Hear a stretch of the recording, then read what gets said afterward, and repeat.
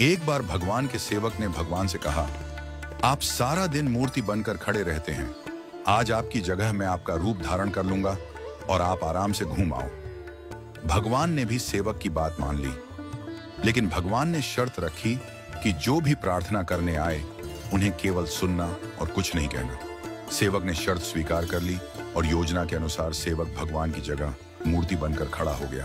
पहला व्यक्ति जो मंदिर में आया वह एक व्यापारी था।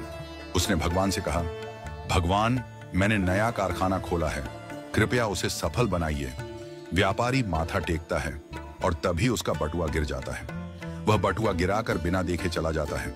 सेवक बेचैन हो जाता है और सोचता है कि व्यापारी को बता दे कि उसका बटुआ गिर गया है, लेकिन भगवान की शर्तों के अनुसार वह कुछ नहीं कहता। कुछ समय बाद एक गरीब आदमी आता है और भगवान से कहता है, भगवान, घर में खाने के लिए कुछ नहीं है, कृपया हमारी मदद करें। भगवान के सामने बटुआ पड़ा होता है।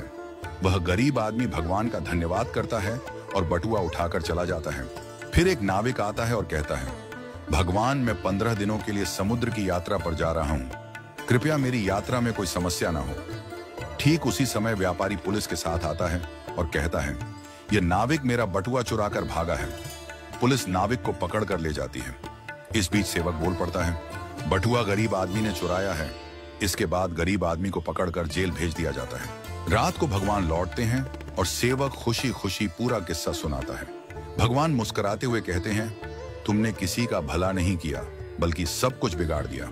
वे आगे कहते हैं, व्यापारी का बटुआ गिरना कोई बड़ा नुकसान नहीं था, वह गलत धंधा करता है, और अगर उसका बटुआ गरीब आदमी को मिल जाता तो उसके बच्चों को भोजन मिलता और उसकी परेशानियां दूर हो जाती। भगवान ने कहा, नाविक जिस यात्रा पर जा रहा था वहां एक तूफान आने वाला था। अगर वह जेल में होता तो उसकी जान बच जाती और उसकी पत्नी विधवा होने से बच जाती। भगवान ने यह भी कहा, कभी कभी जीवन में हमें समस्याएं आती हैं और हम सोचते हैं कि यह हमारे साथ ही क्यों हुआ, लेकिन हमें समझना चाहिए कि इसके पीछे भगवान की योजना होती है। भगवान ने हमें यह सिखाया कि जो भी होता है वह हमेशा अच्छे के लिए होता है, भले ही हमें वह समझ में ना आए।